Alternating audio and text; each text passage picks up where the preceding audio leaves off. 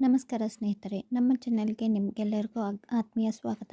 ಕರ್ನಾಟಕದಲ್ಲಿ ಸಹಾಯಕ ಪ್ರಾಧ್ಯಾಪಕರಾಗಬೇಕು ಎಂಬ ದೊಡ್ಡ ಕನಸು ಹೊತ್ತು ಪರೀಕ್ಷೆಗೆ ಸಿದ್ಧತೆ ನಡೆಸುತ್ತಿರುವ ನಿಮ್ಮೆಲ್ಲರಿಗೂ ಈ ವಿಡಿಯೋ ಅತ್ಯಂತ ಸಹಕಾರಿಯಾಗಲಿದೆ. ಗೆಳೆಯರೇ, ನಿಮ್ಮ ಸಬ್ಜೆಕ್ಟ್ ಜ್ಞಾನ ಎಷ್ಟೇ ಚೆನ್ನಾಗಿದ್ದರೂ ಮೊದಲು ನೀವು ದಾಟಬೇಕಾದ ಮೆಟ್ಟಿಲು ಎಂದರೆ ಅದು ಕಡ್ಡಾಯ ಕನ್ನಡ ಪತ್ರಿಕೆ. ಬಹಳಷ್ಟು ಜನ ಅಭ್ಯರ್ಥಿಗಳು ಮಾಡುವ ದೊಡ್ಡ ತಪ್ಪು ಏನೆಂದರೆ, ಇದು ಕೇವಲ ಅರ್ಹತಾ ಪತ್ರಿಕೆ, ಕ್ವಾಲಿಫೈಯಿಂಗ್ ಪೇಪರ್ ತಾನೆ ಅಂತ ಇದನ್ನು ನಿರ್ಲಕ್ಷಿಸುವುದು. ಆದರೆ ನೆನಪಿಡಿ, ಒಂದು ವೇಳೆ ನೀವು ಈ 100 ಅಂಕಗಳ ಕನ್ನಡ ಪತ್ರಿಕೆಯಲ್ಲಿ ಪಾಸಾಗದಿದ್ದರೆ ಆಗ ನಿಮ್ಮ ಐಚ್ಛಿಕ ವಿಷಯಗಳಲ್ಲಿ ಎಷ್ಟೇ ಅಂಕ ಗಳಿಸಿದರೂ ಅದು ವ್ಯರ್ಥವಾಗುತ್ತೆ. ಕೆಇಎ ನಿಮ್ಮ ಇತರ ಪೇಪರ್ಗಳನ್ನು ಮೌಲ್ಯಮಾಪನ ಮಾಡುವುದೇ ಇಲ್ಲ. ಅಂದರೆ ನಿಮ್ಮ ಯಶಸ್ಸಿನ ಬಾಗಿಲು ತೆರೆಯಲು ಒಂದು ಪತ್ರಿಕೆ ಕೀಲಿಕೈ ಇದ್ದಂತೆ.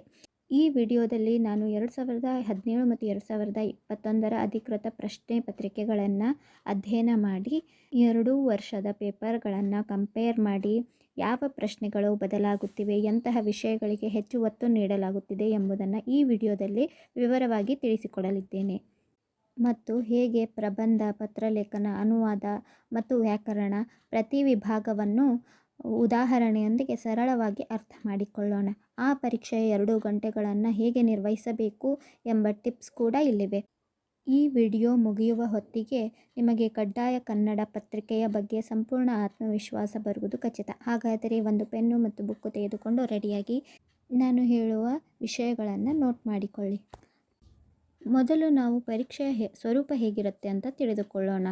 ಒಂದು ವಿಷಯ ನೆನಪಿಡಿ, ನೀವು ಬರೆಯುವ ಸಾಮಾನ್ಯ ಪರೀಕ್ಷೆಗಳಲ್ಲಿ ಅಂದರೆ ಜನರಲ್ ಸ್ಟಡೀಸ್ ಅಥವಾ ನಿಮ್ಮ ಸಬ್ಜೆಕ್ಟ್ ಪೇಪರ್ನಲ್ಲಿ ನಿಮಗೆ 4 ಆಪ್ಷನ್ಗಳು ಇರುತ್ತವೆ. ನೀವು ಕೇವಲ ಸರಿಯಾದ ಉತ್ತರವನ್ನು ಗುರುತು ಮಾಡಿದರೆ ಸಾಕು. ಆದರೆ ಕಡ್ಡಾಯ ಕನ್ನಡ ಪತ್ರಿಕೆ ಹಾಗಲ್ಲ. ಇದು ಸಂಪೂರ್ಣವಾಗಿ ಡಿಸ್ಕ್ರಿಪ್ಟಿವ್ ಅಂದರೆ ವಿವರಣಾತ್ಮಕ ಪತ್ರಿಕೆ. ಅಂದರೆ ನೀವು ಇದನ್ನು ಖುದ್ದಾಗಿ ಪೆನ್ ಹಿಡಿದು ಬಿಳಿ ಹಾಳೆಯ ಮೇಲೆ ಉತ್ತರಗಳನ್ನು ಬರೆಯಬೇಕು. ಇಲ್ಲಿ ನಿಮಗೆ ಯಾವುದೇ ಆಪ್ಷನ್ಗಳು ಇರುವುದಿಲ್ಲ. ನೀವೇ ವಾಕ್ಯಗಳನ್ನು ರಚನೆ ಮಾಡಬೇಕು. 2017 ಮತ್ತು 2021 ಪ್ರಶ್ನೆ ಪತ್ರಿಕೆಗಳನ್ನು ಸರಿಯಾಗಿ ಗಮನಿಸಿದಾಗ ಮೌಲ್ಯಮಾಪನ ಮಾಡುವವರು ಕೇವಲ ನೀವು ಯಾವ ಮಾಹಿತಿ ಬರೆದಿದ್ದೀರಿ ಎಂಬುದನ್ನು ಮಾತ್ರ ನೋಡುವುದಿಲ್ಲ. ಬದಲಾಗಿ ನೀವು ಎಷ್ಟು ಅಚ್ಚುಕಟ್ಟಾಗಿ ಬರೆದಿದ್ದೀರಿ ಎಂಬುದನ್ನು ಕೂಡ ಗಮನಿಸುತ್ತಾರೆ. ಇಲ್ಲಿ ನಿಮ್ಮ ಕೈ ಬರಹದ ಸ್ಪಷ್ಟತೆ ಅಂದರೆ ಹ್ಯಾಂಡ್ ರೈಟಿಂಗ್ ಮತ್ತು ಕಾಗುಣಿತದ ಶುದ್ಧತೆ ಅಂದರೆ ಕರೆಕ್ಟ್ ಸ್ಪೆಲ್ಲಿಂಗ್ ಬಹಳ ದೊಡ್ಡ ಪಾತ್ರ ವಹಿಸುತ್ತದೆ. ನೀವು ಎಷ್ಟೇ ಒಳ್ಳೆಯ ವಿಷಯ ಬರೆದರೂ ಅಕ್ಷರಗಳು ಓದಲು ಬರೆದಿದ್ದರೆ ಅಥವಾ ಸ್ಪೆಲ್ಲಿಂಗ್ ಮಿಸ್ಟೇಕ್ಗಳಿದ್ದರೆ ನಿಮ್ಮ ಅಂಕಗಳು ಖಂಡಿತ ಕಟ್ಟಾಗುತ್ತೆ. ಈ ಪರೀಕ್ಷೆಯ ಮಟ್ಟವು ನಿಮ್ಮ 10ನೇ ತರಗತಿ ಅಥವಾ SSLC ಪ್ರಥಮ ಭಾಷೆ ಕನ್ನಡದಷ್ಟೇ ಇರುತ್ತೆ. ಇದು ಕೇಳಲು ತುಂಬ ಸುಲಭ ಅನ್ನಿಸ್ಬೋದು, ಆದರೆ ಇಲ್ಲೊಂದು ಸಣ್ಣ ಸಮಸ್ಯೆ ಇದೆ. ನಾವೆಲ್ಲರೂ ಪದವಿ ಅಥವಾ PG ಮುಗಿಸಿದ ಬಳಿಕ ಹೆಚ್ಚಾಗಿ ಇಂಗ್ಲೀಷ್ನಲ್ಲಿ ಓದುತ್ತಿರುತ್ತೇವೆ ಮತ್ತು ಕಂಪ್ಯೂಟರ್ನಲ್ಲಿ ಕೆಲಸ ಮಾಡುತ್ತೇವೆ. ಇದರಿಂದ ನಮಗೆ ಕನ್ನಡವನ್ನು ವೇಗವಾಗಿ ಮತ್ತು ಅಚ್ಚುಕಟ್ಟಾಗಿ ಬರೆಯುವ ಅಭ್ಯಾಸ ಸ್ವಲ್ಪ ಮಟ್ಟಿಗೆ ತಪ್ಪಿರುತ್ತದೆ. ಈ ಸಣ್ಣ ನಿರ್ಲಕ್ಷ್ಯವೇ ಪರೀಕ್ಷೆಯ ದಿನ ನಿಮಗೆ ದೊಡ್ಡ ತೊಂದರೆ ಕೊಡಬಹುದು. ಇನ್ನು ಇಲ್ಲಿರುವ ಅತಿ ದೊಡ್ಡ ರಿಸ್ಕ್ ಏನು ಗೊತ್ತಾ? ನೀವು ಈ ಪತ್ರಿಕೆಯಲ್ಲಿ ಕನಿಷ್ಠ 35ರಿಂದ 40% ಅಂಕಗಳನ್ನು ಪಡೆಯಲೇಬೇಕು. ಬಹಳಷ್ಟು ಜನ ಅಭ್ಯರ್ಥಿಗಳು ಇದು ಕ್ವಾಲಿಫೈಯಿಂಗ್ ಪೇಪರ್ ತಾನೆ ಅಂತ ಲಘುವಾಗಿ ತೆಗೆದುಕೊಳ್ಳುತ್ತಾರೆ. ಆದರೆ ಅಸಲಿ ವಿಷಯ ಇಲ್ಲಿದೆ. ನೀವು ನಿಮ್ಮ ಮೇನ್ ಸಬ್ಜೆಕ್ಟ್ ಪೇಪರ್ನಲ್ಲಿ ರಾಜ್ಯಕ್ಕೆ ಫಸ್ಟ್ ಬಂದಿದ್ದರೂ ಕೂಡ ಈ ಪತ್ರಿಕೆಯಲ್ಲಿ ನಿಮ್ಮ ಅಂಕ ಕಡಿಮೆ ಬಂದು ಫೇಲ್ ಆದರೆ ನಿಮ್ಮ ಹೆಸರನ್ನು ನೇಮಕಾತಿ ಪಟ್ಟಿಯಿಂದ ನೇರವಾಗಿ ಕೈಬಿಡಲಾಗುತ್ತೆ. ನಿಮ್ಮ ಜನರಲ್ ಸ್ಟಡೀಸ್, ಆಪ್ಷನಲ್ ವಿಷಯಗಳ OMR ಶೀಟ್ಗಳನ್ನು ಅವರು ನೋಡುವುದೂ ಇಲ್ಲ, ವ್ಯಾಲ್ಯೂ ಮಾಡುವುದೂ ಇಲ್ಲ. ಅದಕ್ಕೆ ನಾನು ಈ ಪತ್ರಿಕೆಯನ್ನು ನಿಮ್ಮ ಕನಸಿನ ಕೆಲಸದ ಗೇಟ್ ಕೀಪರ್ ಅಥವಾ ಕಾವಲುಗಾರ ಅಂತ ಕರೀತೇನೆ. ಈ ಬಾಗಿಲು ದಾಟಿದರೆ ಮಾತ್ರ ನಿಮಗೆ ಒಳಗೆ ಹೋಗಲು ಅವಕಾಶ ಸಿಗುತ್ತೆ. ಈ ವಿಡಿಯೋದ ಉದ್ದೇಶ ಕೇವಲ ಪಾಸ್ ಆಗುವುದೇ ಅಷ್ಟೇ ಅಲ್ಲ, ನಿಮ್ಮ ಉತ್ತಮ ಅಂಕಗಳೊಂದಿಗೆ ಬಹಳ ಸುಲಭವಾಗಿ ಈ ಹಂತವನ್ನು ಹೇಗೆ ದಾಟಬೇಕು ಅನ್ನುವುದನ್ನು ಹೇಳಿಕೊಡುವುದು. ಆದ್ದರಿಂದ ಇಂದಿನಿಂದಲೇ ಬರವಣಿಗೆಯ ವೇಗ ಮತ್ತು ಶುದ್ಧತೆಯ ಮೇಲೆ ಸ್ವಲ್ಪ ಹೆಚ್ಚು ಗಮನ ಕೊಡಿ. ಇದು ನಿಮ್ಮ ಯಶಸ್ಸಿನ ಮೊದಲ ಮೆಟ್ಟಿಲಾಗುತ್ತೆ. ಈಗ ನಾವು ಪರೀಕ್ಷೆಯ ಅಸಲಿ ನಕ್ಷೆ ಅಥವಾ ಅಂಕಗಳು ಹೇಗೆ ಹಂಚಿಕೆಯಾಗುವೆ ಅಂತ ನೋಡೋಣ. ಇಲ್ಲಿ ಗಮನಿಸಿ, ನೀವು ಯಾವುದೇ ಪರೀಕ್ಷೆಯು ಗೆಲ್ಲಬೇಕಾದ್ರೆ ಮೊದಲು ನಿಮಗೆ ಎಲ್ಲಿ ಎಷ್ಟು ಅಂಕಗಳು ಸಿಗುತ್ತವೆ ಎಂಬ ಅಂದಾಜು ಇರಬೇಕು. 100 ಅಂಕಗಳ ಈ ಪತ್ರಿಕೆಯನ್ನು KEA ಬಹಳ ಯೋಚನೆ ಮಾಡಿ ಸಿದ್ಧಪಡಿಸಿದೆ. 2017 ಮತ್ತು 2021 ಹಳೆಯ ಪೇಪರ್ಗಳನ್ನು ಚೆಕ್ ಮಾಡಿದಾಗ ಇಲ್ಲಿ ಒಂದು ವಿಷಯ ಅರ್ಥವಾಗುತ್ತೆ. ಸ್ವಲ್ಪ ಪ್ಲ್ಯಾನ್ ಮಾಡಿದರೆ ಸುಲಭವಾಗಿ ಸ್ಕೋರ್ ಮಾಡಬಹುದು. ಮೊದಲನೇದಾಗಿ ಪ್ರಬಂಧ ರಚನೆ. ಇಲ್ಲಿ ನೋಡಿ, ಇದಕ್ಕೆ ಬರೋಬ್ಬರಿ 20ರಿಂದ 25 ಅಂಕಗಳಿವೆ. ಅಂದರೆ ಇಡೀ ಪೇಪರ್ನ 1/4 ಭಾಗದಷ್ಟು ಅಂಕಗಳು ಇಲ್ಲೇ ಇವೆ. ಇಲ್ಲಿ ಮೌಲ್ಯಮಾಪಕರು ನೀವು ವಿಷಯವನ್ನು ಎಷ್ಟು ಚೆನ್ನಾಗಿ ಮಂಡಿಸುತ್ತೀರಿ ಮತ್ತು ನಿಮ್ಮ ಭಾಷೆ ಎಷ್ಟು ಶುದ್ಧವಾಗಿದೆ ಎಂದು ನೋಡುತ್ತಾರೆ. ಅದಾದ ಮೇಲೆ ಬರುವುದು ಪತ್ರಲೇಖನ. ಇದಕ್ಕೆ 15 ಅಂಕಗಳಿವೆ. ಇಲ್ಲಿ ಒಂದು ನಿಗದಿತ ಫಾರ್ಮ್ಯಾಟ್ ಇರುತ್ತೆ. ಅಂದರೆ ಇವರಿಂದ ಇವರಿಗೆ ಮತ್ತು ವಿಷಯವನ್ನು ಸರಿಯಾಗಿ ಬರೆಯುವುದನ್ನು ಕಲಿತರೆ ಸಾಕು, ನೀವು 10ಕ್ಕಿಂತ ಹೆಚ್ಚು ಅಂಕಗಳನ್ನು ಆರಾಮವಾಗಿ ಪಡೆಯಬಹುದು. ಇನ್ನು ಸಂಕ್ಷೇಪ ಲೇಖನ. ಇದಕ್ಕೆ 10ರಿಂದ 15 ಅಂಕಗಳಿವೆ. ಇದು ಒಂಥರ ಮ್ಯಾಜಿಕ್ ಮಾಡಿದ ಹಾಗೆ. ಸಮುದ್ರದಷ್ಟು ದೊಡ್ಡ ವಿಷಯವನ್ನು ಒಂದು ಲೋಟದಷ್ಟು ಸಣ್ಣದಾಗಿ ಬರೆಯಬೇಕು. ಇದನ್ನು ಹೇಗೆ ಮಾಡಬೇಕು ಎಂದು ಮುಂದೆ ಸಿಂಪಲ್ ಆಗಿ ಹೇಳ್ಕೊಡ್ತೇನೆ. ಬಹಳಷ್ಟು ಜನರಿಗೆ ಇಷ್ಟವಾಗುವ ವಿಭಾಗವೆಂದರೆ ವಿಚಾರಗ್ರಹಿಕೆ. ಇದಕ್ಕೆ 15 ಅಂಕಗಳಿವೆ.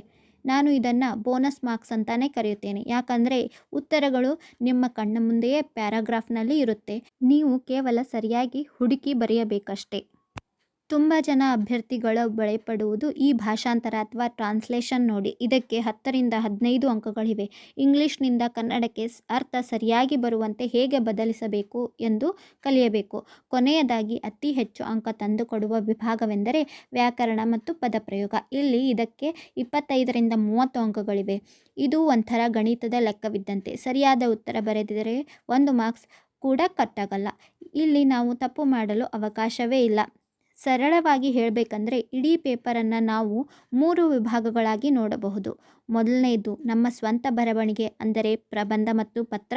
ಎರಡನೆಯದು ವಿಷಯವನ್ನು ಅರ್ಥ ಮಾಡಿಕೊಳ್ಳುವುದು, ಅಂದರೆ ಸಂಕ್ಷೇಪ ಲೇಖನ ಮತ್ತು ವಿಚಾರಗ್ರಹಿಕೆ. ಮೂರನೆಯದು ಭಾಷೆಯ ಕೌಶಲ್ಯ, ಅಂದರೆ ಭಾಷಾಂತರ ಮತ್ತು ವ್ಯಾಕರಣ. ಮುಂದೆ ನಾನು ಪ್ರತಿಯೊಂದು ವಿಭಾಗವನ್ನು ಬಿಡಿಬಿಡಿಯಾಗಿ ತೆಗೆದುಕೊಂಡು 2017 ಮತ್ತು 2021ರ ಪೇಪರ್ನಲ್ಲಿ ಯಾವ ಪ್ರಶ್ನೆಗಳನ್ನು ಕೇಳಿದ್ದರು ಎಂದು ನೋಡುತ್ತಾ ಅಭ್ಯಾಸ ಮಾಡೋಣ. ಈ ಅಂಕಗಳ ಲೆಕ್ಕಾಚಾರ ನಿಮ್ಮ ತಲೆಯಲ್ಲಿ ಇರಲಿ. ಆಗ ಪರೀಕ್ಷೆಯಲ್ಲಿ ಯಾವ ಪ್ರಶ್ನೆಗೆ ಎಷ್ಟು ಸಮಯ ಕೊಡಬೇಕು ಎಂದು ನಿಮಗೆ ನೀವೇ ಡಿಸೈಡ್ ಮಾಡಬಹುದು. ಈಗ ನಾವು ಇಡೀ ಪತ್ರಿಕೆಯಲ್ಲಿ ಅತಿ ಹೆಚ್ಚು ಅಂಕಗಳನ್ನು ತಂದುಕೊಡುವ ವಿಭಾಗಕ್ಕೆ ಬಂದಿದ್ದೇವೆ. ಅದೇ ಪ್ರಬಂಧ ರಚನೆ. ನೋಡಿ, ಇದಕ್ಕೆ ಬರೋಬ್ಬರಿ 20ರಿಂದ 25 ಅಂಕಗಳಿವೆ. ಅಂದರೆ ನಿಮ್ಮ ಆಯ್ಕೆ ಪಟ್ಟಿಯಲ್ಲಿ ನಿಮ್ಮ ಹೆಸರು ಇರಬೇಕೋ ಬೇಡವಾ ಎಂದು ನಿರ್ಧರಿಸುವ ಶಕ್ತಿ ಈ ವಿಭಾಗಕ್ಕಿದೆ. 2017 ಮತ್ತು 2021ರ ಪತ್ರಿಕೆಗಳನ್ನು ಚೆಕ್ ಮಾಡಿದಾಗ ಇಲ್ಲಿ ಒಂದು ವಿಷಯ ಸ್ಪಷ್ಟವಾಗಿ ಅರ್ಥವಾಗುತ್ತೆ. ಅದೇನೆಂದರೆ, ಮೌಲ್ಯಮಾಪನ ಮಾಡುವವರು ನೀವು ಎಷ್ಟು ಪುಟ ತುಂಬಿಸ್ತೀರಿ ಅನ್ನೋದನ್ನು ನೋಡುವುದಿಲ್ಲ. ಬದಲಾಗಿ ನೀವು ವಿಷಯವನ್ನು ಎಷ್ಟು ಅಚ್ಚುಕಟ್ಟಾಗಿ ಮತ್ತು ಸ್ಪಷ್ಟವಾಗಿ ಬರೆದಿದ್ದೀರಿ ಎಂದು ನೋಡುತ್ತಾರೆ.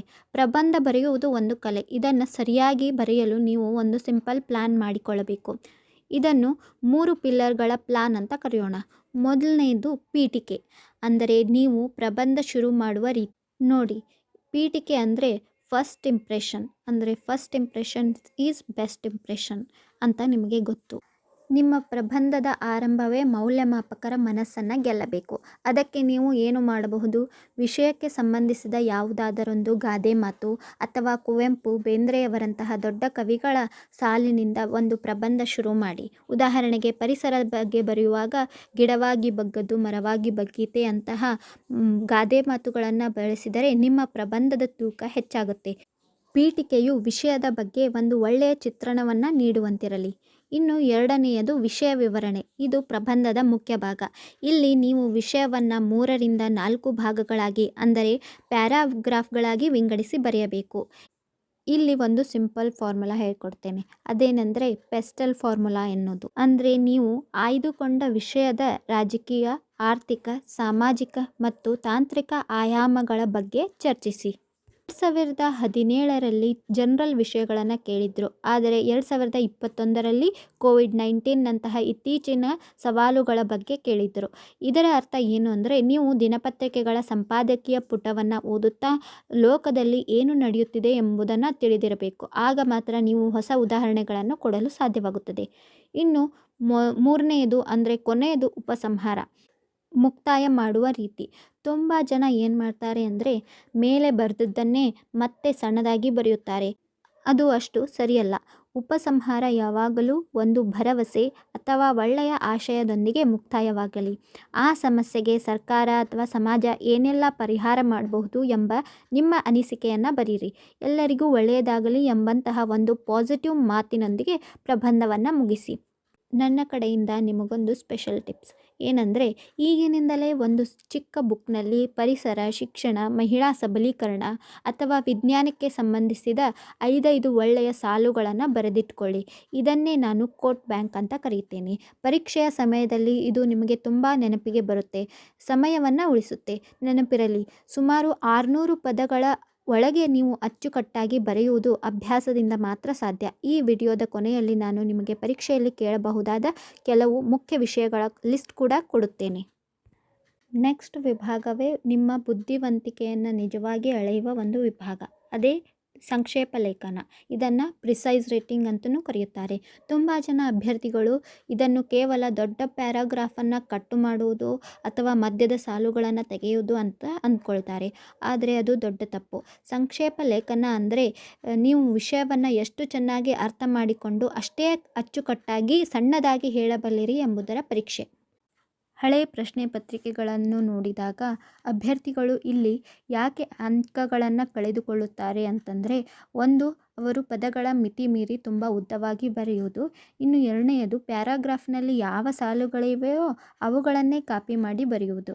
ಈ ವಿಭಾಗದಲ್ಲಿ ನೀವು 10ರಿಂದ 15 ಅಂಕಗಳನ್ನು ಪೂರ್ತಿಯಾಗಿ ಪಡೆಯಲು ಕೆಲವು ಸಿಂಪಲ್ ಗೋಲ್ಡನ್ ರೂಲ್ಸ್ಗಳನ್ನು ಹೇಳ್ಕೊಡ್ತೇನೆ. ಮೊದಲನೇದು, 1/3 ಭಾಗದ ನಿಯಮ. ಅಂದರೆ ಇದನ್ನೇ ನಾವು ಒಂದು ಪಾಲಿನ ನಿಯಮ ಅಂತ ಹೇಳ್ಬೋದು.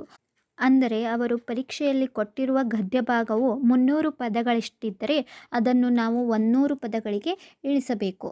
ಇಡೀ ವಿಷಯದ ಸಾರಾಂಶವನ್ನು ಶಾರ್ಟ್ ಆ್ಯಂಡ್ ಸ್ವೀಟ್ ಆಗಿ ಬರೆಯಬೇಕು. ಇದಕ್ಕಾಗಿ ಮೊದಲು ನೀವು ಪ್ಯಾರಾಗ್ರಾಫ್ನಲ್ಲಿ ಅಂದಾಜು ಎಷ್ಟು ಪದಗಳಿವೆ ಅಂತ ಹೇಳಿ ಎಣಿಸ್ಕೊಳ್ಳಿ. ಅನಗತ್ಯ ವಿಷಯಗಳಿಗೆ ಕತ್ತರಿ ಹಾಕಿ. ಅಂದರೆ ಲೇಖಕರು ಕೊಟ್ಟಿರುವಂಥ ಉದಾಹರಣೆಗಳು, ಪದೇ ಪದೇ ಹೇಳಿರುವ ಮಾತುಗಳು ಅಥವಾ ತುಂಬ ವರ್ಣನೆ ಇರುವ ಪದಗಳನ್ನು ತೆಗೆದುಹಾಕಿ. ಕೇವಲ ಮೂಲ ವಿಷಯ ಏನಿದೆಯೋ ಅದನ್ನು ಮಾತ್ರ ನಿಮ್ಮ ಬರಹದಲ್ಲಿ ಬರೆಯಿರಿ. ಇನ್ನು ನಿಮ್ಮ ಸ್ವಂತ ವಾಕ್ಯಗಳಲ್ಲಿ ಬರೆಯಿರಿ. ಈ ವಿಭಾಗದ ಪ್ರಾಣವಿದ್ದಂತೆ. ಪ್ಯಾರಾಗ್ರಾಫ್ನ ಮೊದಲ ಸಾಲು, ಮಧ್ಯದ ಒಂದು ಸಾಲು ಅಥವಾ ಕೊನೆಯದ ಒಂದು ಸಾಲನ್ನೋ ಸೇರಿಸಿದರೆ ಅದು ಪ್ರಿಸೈಸ್ ರೈಟಿಂಗ್ ಆಗುವುದಿಲ್ಲ. ಇಡೀ ಪ್ಯಾರಾಗ್ರಾಫನ್ನು 2 ಸಲ ಓದಿ ನಿಮಗೆ ಏನು ಅರ್ಥವಾಯಿತೋ ಅದನ್ನು ನಿಮ್ಮದೇ ಆದ ಸರಳ ಕನ್ನಡದಲ್ಲಿ ಬರೆಯಿರಿ. ಆಗ ಮಾತ್ರ ನಿಮಗೆ ಪೂರ್ಣಾಂಕ ಸಿಗುತ್ತೆ. ಇನ್ನು ಒಳ್ಳೆಯ ಶೀರ್ಷಿಕೆ ಕೊಡಿ. ಶೀರ್ಷಿಕೆ ಅಥವಾ ಟೈಟಲ್ಗೆ ಅಂತಲೇ 2ರಿಂದ 3 ಅಂಕಗಳಿರುತ್ತೆ. ಇಡೀ ವಿಷಯವನ್ನು ಒಂದೇ ವಾಕ್ಯದಲ್ಲಿ ಹೇಳುವಂತಹ ಒಂದು ಚಿಕ್ಕ ಮತ್ತು ಚೊಕ್ಕದಾದಂಥ ಹೆಸರನ್ನು ಅದಕ್ಕೆ ಕೊಡಿ. ಇದು ಮೌಲ್ಯಮಾಪಕರಿಗೆ ನಿಮ್ಮ ಜಾಣ್ಮೆ ಎಷ್ಟಿದೆ ಅಂತ ತೋರಿಸುತ್ತೆ. ಇನ್ನು ನನ್ನ ಕಡೆಯಿಂದ ನಿಮಗೊಂದು ಪರ್ಸ್ನಲ್ ಟಿಪ್ ಏನಂದರೆ, ಪರೀಕ್ಷೆಯಲ್ಲಿ ನೇರವಾಗಿ ಮೇನ್ ಪೇಪರ್ ಮೇಲೆ ಉತ್ತರ ಬರೆಯಬೇಡಿ. ಉತ್ತರ ಪತ್ರಿಕೆಯ ಕೊನೆಯ ಪುಟದಲ್ಲಿ ಮೊದಲು ಪೆನ್ಸಿಲ್ನಿಂದ ಒಂದು ರಫ್ ಡ್ರಾಫ್ಟ್ ಅಥವಾ ಕರಡು ಪ್ರತಿಯನ್ನು ಮಾಡಿಕೊಳ್ಳಿ. ಅಲ್ಲಿ ಪದಗಳ ಸಂಖ್ಯೆ ಮತ್ತು ವಿಷಯ ಸರಿಯಾಗಿದೆಯೇ ಎಂದು ನೋಡಿಕೊಂಡು ಆಮೇಲೆ ಫೈನಲ್ ಆಗಿ ಮೇನ್ ಪೇಪರ್ ಮೇಲೆ ಬರೆಯಿರಿ. ನೆನಪಿಡಿ, ಸಮುದ್ರದಂತಹ ವಿಷಯವನ್ನು ಸಣ್ಣ ಸಣ್ಣ ಹನಿಗಳಲ್ಲಿ ಹಿಡಿದಿಡುವ ಒಂದು ಕಲೆ ಇದು. ನೀವು ಇದನ್ನು ಎಷ್ಟು ಪ್ರಾಕ್ಟೀಸ್ ಮಾಡ್ತೀರೋ ಅಷ್ಟು ಈ 15 ಅಂಕಗಳು ನಿಮ್ಮ ಜೇಬಿಗೆ ಸೇರುತ್ತೆ. ನೆಕ್ಸ್ಟ್ ಟಾಪಿಕ್ಕನ್ನು ನೋಡೋಣ. ಅದು ವಿಚಾರಗ್ರಹಿಕೆ ಅಥವಾ ಕಾಂಪ್ರಿಹೆನ್ಷನ್. ಇಲ್ಲಿ ಅಂಕಗಳು ಎಲ್ಲೂ ಹೋಗಲ್ಲ, ನಿಮ್ಮ ಕಣ್ಮುಂದೆಯೇ ಪ್ಯಾರಾಗ್ರಾಫ್ನಲ್ಲೇ ಇರುತ್ತೆ. ನೀವು ಮಾಡಬೇಕಾಗಿರೋದು ಇಷ್ಟೇ, ಇದನ್ನು ಸರಿಯಾಗಿ ಪತ್ತೆ ಹಚ್ಚಿ ನಿಮ್ಮ ಪೇಪರ್ ಮೇಲೆ ಬರೆಯಬೇಕು. ಈ 15 ಅಂಕಗಳು ನಿಮ್ಮ ಪರೀಕ್ಷೆಯಲ್ಲಿ ಅರ್ಹತೆ ಪಡೆಯಲು ಬಹಳ ದೊಡ್ಡ ಸಹಾಯ ಮಾಡುತ್ತೆ. ಹಳೆ ಪ್ರಶ್ನೆ ಪತ್ರಿಕೆಗಳನ್ನು ಗಮನಿಸಿದಾಗ ಅಲ್ಲಿ ಕೊಟ್ಟಿದ್ದ ಗದ್ಯ ಭಾಗಗಳು ಅಷ್ಟೇನೂ ಕಷ್ಟ ಇರಲ್ಲ. ಆದರೆ ಬಹಳಷ್ಟು ಅಭ್ಯರ್ಥಿಗಳು ಏನು ಮಾಡುತ್ತಾರೆ ಅಂದರೆ ಇಡೀ ಪ್ಯಾರಾಗ್ರಾಫನ್ನು 2-3 ಬಾರಿ ಓದುತ್ತಾ ಕೂರುತ್ತಾರೆ. ಇದರಿಂದ ನಿಮ್ಮ ಸಮಯ ವ್ಯರ್ಥವಾಗುತ್ತೆ. 2 ಗಂಟೆಯ ಪರೀಕ್ಷೆಯಲ್ಲಿ ಪ್ರತಿ ನಿಮಿಷವೂ ನಿಮಗೆ ಯುದ್ಧ ಇದ್ದಂತೆ. ಇನ್ನು ಇಲ್ಲಿ ಸಮಯ ಉಳಿಸಲು ರಿವರ್ಸ್ ಮೆಥಡನ್ನು ಹೇಳ್ಕೊಡ್ತೀನಿ. ಇದನ್ನು ದಯವಿಟ್ಟು ಗಮನವಿಟ್ಟು ಕೇಳಿ. ಮೊದಲು ಪ್ರಶ್ನೆಗಳನ್ನು ಓದಿ. ಪ್ಯಾರಾಗ್ರಾಫ್ ಓದುವ ಮುನ್ನ ಮೊದಲು ಅದರ ಕೆಳಗೆ ಕೊಟ್ಟಿರುವ ಪ್ರಶ್ನೆಗಳನ್ನು ಒಮ್ಮೆ ಸರಳವಾಗಿ ಓದ್ಕೊಳ್ಳಿ. ಹೀಗೆ ಮಾಡೋದ್ರಿಂದ ನಿಮ್ಮ ಮೆದುಳಿಗೆ ನಾನು ಯಾವ ಉತ್ತರವನ್ನು ಹುಡುಕಬೇಕು ಎಂಬ ಪ್ಲಾನ್ ಸಿಗುತ್ತೆ. ಈ ಪ್ರಶ್ನೆಯಲ್ಲಿ ಇರುವಂತಹ ಕೆಲವು ಮುಖ್ಯ ಪದಗಳು ನಿಮ್ಮ ತಲೆಯಲ್ಲಿರಬೇಕು. ವೇಗದ ಓದು ಅಥವಾ ಸ್ಕ್ಯಾನಿಂಗ್. ಈಗ ಪ್ಯಾರಾಗ್ರಾಫ್ ಓದಲು ಶುರು ಮಾಡಿ. ಆಗ ನೀವು ಎಲ್ಲಿ ಪ್ರಶ್ನೆಗಳನ್ನು ನೋಡಿದ ಪದಗಳು ಪ್ಯಾರಾಗ್ರಾಫ್ನಲ್ಲಿ ಕಂಡು ಬರುತ್ತವೋ ಅಲ್ಲಿ ಒಂದು ಸಣ್ಣ ಪೆನ್ಸಿಲ್ನಿಂದ ಮಾರ್ಕ್ ಮಾಡಿಕೊಳ್ಳಿ. ಆಗ ನಿಮಗೆ ಇಡೀ ವಿಷಯವನ್ನು ಹುಡುಕುವ ಬದಲು ನೇರವಾಗಿ ಉತ್ತರಕ್ಕೆ ಹೋಗಬಹುದು. ಉತ್ತರ ನೇರ ಮತ್ತು ಸರಳವಾಗಿರಲಿ. ಇಲ್ಲಿ ದೊಡ್ಡ ದೊಡ್ಡ ಪ್ರಬಂಧವನ್ನು ಬರೆಯುವ ಅಗತ್ಯವಿಲ್ಲ. ಪ್ರತಿ ಪ್ರಶ್ನೆಗೆ ಸುಮಾರು 25ರಿಂದ 30 ಪದಗಳಲ್ಲಿ ಅಚ್ಚುಕಟ್ಟಾಗಿ ಉತ್ತರವನ್ನು ಬರೆಯಿರಿ. ಕೇಳಿದ ಪ್ರಶ್ನೆ ಪಾಯಿಂಟ್ ಟು ಪಾಯಿಂಟ್ ಉತ್ತರ ಉತ್ತರ ನೀಡಿದರೆ ಸಾಕು. ಅನಗತ್ಯ ಪೀಠಿಕೆ ಇಲ್ಲಿ ಬೇಕಿಲ್ಲ. ಪ್ಯಾರಾಗ್ರಾಫ್ಗೆ ಮಾತ್ರ ಬದ್ಧರಾಗಿ. ಇದು ಬಹಳ ಮುಖ್ಯವಾದ ಮಾತು. ಕೊಟ್ಟಿರುವ ವಿಷಯದ ಬಗ್ಗೆ ನಿಮಗೆ ಮೊದಲೇನೇ ತುಂಬ ಜ್ಞಾನ ಇರಬಹುದು, ಆದರೆ ನಿಮ್ಮ ಸ್ವಂತ ವಿಷಯಗಳನ್ನು ಇಲ್ಲಿ ಸೇರಿಸಬೇಡಿ. ಆ ಪ್ಯಾರಾಗ್ರಾಫ್ನಲ್ಲಿ ಏನು ಕೊಟ್ಟಿದ್ದಾರೋ ಅದನ್ನಷ್ಟೇ ಉತ್ತರವಾಗಿ ಬರೆಯಿರಿ.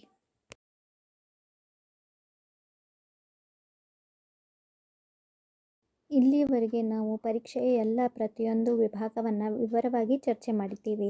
ಈಗ ನಿಮ್ಮ ಮುಂದೆ ಇರುವ ಅಸಲಿ ಪ್ರಶ್ನೆ ಎಂದರೆ, ಇಷ್ಟೆಲ್ಲ ಮಾಹಿತಿಯನ್ನು ಪರೀಕ್ಷಾ ಹಾಲ್ನಲ್ಲಿ ಆ 2 ಗಂಟೆಯೊಳಗೆ ಪೇಪರ್ ಮೇಲೆ ಇಳಿಸೋದು ಹೇಗೆ? ಅದಕ್ಕಾಗಿ ನಾನು ಕೆಲವು ಪ್ರಾಕ್ಟಿಕಲ್ ಸಲಹೆಗಳನ್ನು ಕೊಡ್ತಿದ್ದೇನೆ. ಅದು ನೀವು ಪರೀಕ್ಷೆಯವರೆಗೆ ನಿಮ್ಮ ದಿನಚರಿಯ ಒಂದು ಭಾಗವಾಗಿ ಮಾಡಿಕೊಂಡ್ರೆ ಪರೀಕ್ಷೆಯನ್ನು ಸುಲಭವಾಗಿ ನೀವು ಜಯಿಸಬಹುದು. ಮೊದಲನೆಯದಾಗಿ ಬರೆಯುವ ಅಭ್ಯಾಸ. ನೋಡಿ, ಈಗ ನಾವೆಲ್ಲರೂ ಮೊಬೈಲ್ ಅಥವಾ ಕಂಪ್ಯೂಟರ್ ಯುಗದಲ್ಲಿದ್ದೇವೆ. ಟೈಪಿಂಗ್ ಮಾಡುವುದು ನಮಗೆ ತುಂಬ ಈಸಿ. ಆದರೆ ಎಕ್ಸಾಮ್ನಲ್ಲಿ ನೀವು ಪೆನ್ನು ಹಿಡಿದು ಕೈಯಾರೆ ಬರೆಯಬೇಕು. ನಾನು 2017 ಮತ್ತು 2021 ಪೇಪರನ್ನು ನೋಡಿದಾಗ ಬಹಳಷ್ಟು ಜನ ಅಭ್ಯರ್ಥಿಗಳಿಗೆ ವಿಷಯ ಗೊತ್ತಿದ್ದರೂ ಬರೆಯುವ ವೇಗ ಸಾಲದೆ ಪೇಪರ್ ಕಂಪ್ಲೀಟ್ ಮಾಡಲು ಸಾಧ್ಯವಾಗಿಲ್ಲ. ಅಂಕಗಳು ಅಲ್ಲಿಯೇ ಕಟ್ಟಾಗುತ್ತವೆ. ಅದಕ್ಕೆ ನನ್ನ ಸಲಹೆ ಏನೆಂದರೆ, ಇಂದಿನಿಂದಲೇ ಪ್ರತಿದಿನ ಕನಿಷ್ಠ 2 ಪೇಜ್ ಕನ್ನಡವನ್ನು ಬರೆಯಿರಿ. ಇದು ನಿಮ್ಮ ವೇಗವನ್ನು ಹೆಚ್ಚಿಸುವುದಲ್ಲದೆ ಅಕ್ಷರಗಳಲ್ಲಿ ಸ್ಪಷ್ಟತೆ ತರುತ್ತದೆ. ನೆನಪಿಡಿ, ಅಚ್ಚುಕಟ್ಟಾದ ಬರವಣಿಗೆ ಕಂಡರೆ ಮೌಲ್ಯಮಾಪಕರಿಗೆ ನಿಮ್ಮ ಮೇಲೆ ಒಂದು ಒಳ್ಳೆಯ ಅಭಿಪ್ರಾಯ ಮೂಡುತ್ತೆ. ಇನ್ನು ಎರಡನೇದಾಗಿ ಹಳೆ ಪೇಪರ್ಗಳ ಅಭ್ಯಾಸ.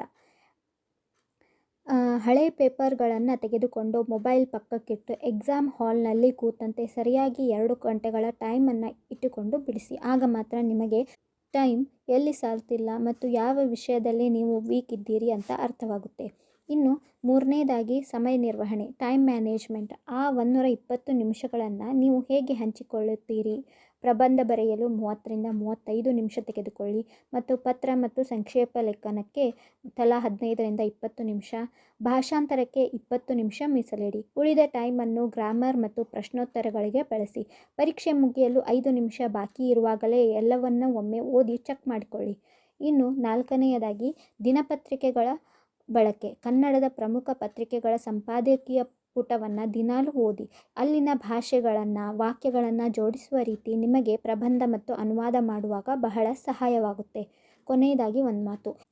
ಈ ಪತ್ರಿಕೆ ಕೇವಲ ಪಾಸ್ ಆಗುವುದಕ್ಕಷ್ಟೇ ಅಲ್ಲ, ಒಬ್ಬ ಪ್ರೊಫೆಸರ್ ಆಗುವ ನಿಮಗೆ ಭಾಷೆಯ ಮೇಲೆ ಎಷ್ಟು ಹಿಡಿತವಿದೆ ಎಂದು ತೋರಿಸಲು ಇರುವ ಅವಕಾಶ. 2017 ಮತ್ತು 2021 ಪೇಪರನ್ನು ನೋಡಿದಾಗ 2017ಕ್ಕಿಂತ 2021 ಪೇಪರ್ ಸ್ವಲ್ಪ ಟಫ್ ಇತ್ತು ಅಂತ ಹೇಳ್ಬೋದು. ಅಂದರೆ ಮುಂದಿನ ಪರೀಕ್ಷೆ ಇನ್ನೂ ಸ್ವಲ್ಪ ಚಾಲೆಂಜಿಂಗ್ ಆಗಬಹುದು. ಇಲ್ಲಿರುವಂಥ ಟಾಪಿಕ್ಗಳು ಪರೀಕ್ಷೆಯಲ್ಲಿ ಪದೇ ಪದೇ ಕೇಳಲಾಗುವ ಮತ್ತು ಸದ್ಯದ ಲೇಟೆಸ್ಟ್ ಟ್ರೆಂಡಿಂಗ್ ವಿಷಯಗಳ ಲಿಸ್ಟ್. ಈ ಎಲ್ಲ ಟಾಪಿಕ್ಸ್ಗಳು ಇವತ್ತಿನ ಕಾಲಕ್ಕೆ ತುಂಬ ಮುಖ್ಯವಾದವು. ಇವುಗಳನ್ನು ಒಂದು ಸ್ಕ್ರೀನ್ಶಾಟ್ ತೆಗೆದುಕೊಂಡು ಈಗಲೇ ರೆಡಿ ಮಾಡಿಟ್ಕೊಳ್ಳಿ. ಮೊದಲೇ ತಯಾರಿ ನಡೆಸಿದರೆ ಎಕ್ಸಾಮ್ ಹಾಲ್ನಲ್ಲಿ ಆರಾಮಾಗಿ ಪ್ರಬಂಧ ಬರೆಯಬಹುದು. ಒಂದು ಸಣ್ಣ ಟಿಪ್ಸನ್ನು ನೆನಪಿಡಿ. ನೀವು ಓದಿದ ವಿಷಯವೇ ಪರೀಕ್ಷೆಯಲ್ಲಿ ಬರಬೇಕಂತ ಏನಿಲ್ಲ. ಒಂದು ವೇಳೆ ನೀವು ಜಾಗತಿಕ ತಾಪಮಾನ ಅಥವಾ ಗ್ಲೋಬಲ್ ವಾರ್ಮಿಂಗ್ ಬಗ್ಗೆ ಪ್ರಬಂಧ ಓದ್ಕೊಂಡಿದ್ರೆ ಪರೀಕ್ಷೆಯಲ್ಲಿ ಕಾಡುಗಳ ನಾಶ ಮತ್ತು ಅದರ ಪರಿಣಾಮಗಳು ಎಂಬ ವಿಷಯ ಬಂದರೆ ನೀವು ಗಾಬರಿಯಾಗುವ ಅವಶ್ಯಕತೆಯೇ ಇಲ್ಲ. ಜಾಗತಿಕ ತಾಪಮಾನಕ್ಕೆ ಪ್ರಮುಖ ಕಾರಣ ಕಾಡುಗಳ ನಾಶ ಎಂಬ ವಿಷಯ ನಿಮಗೆ ತಿಳಿದಿರುತ್ತೆ.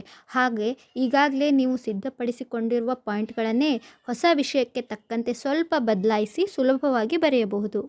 ಹೀಗೆ ಸ್ಮಾರ್ಟಾಗಿ ತಯಾರಿ ನಡೆಸಿ ಪರೀಕ್ಷೆಯಲ್ಲಿ ಸುಲಭವಾಗಿ ನಿಮ್ಮ ಅಂಕಗಳನ್ನು ಹೆಚ್ಚು ಮಾಡಿಕೊಳ್ಳಬಹುದು.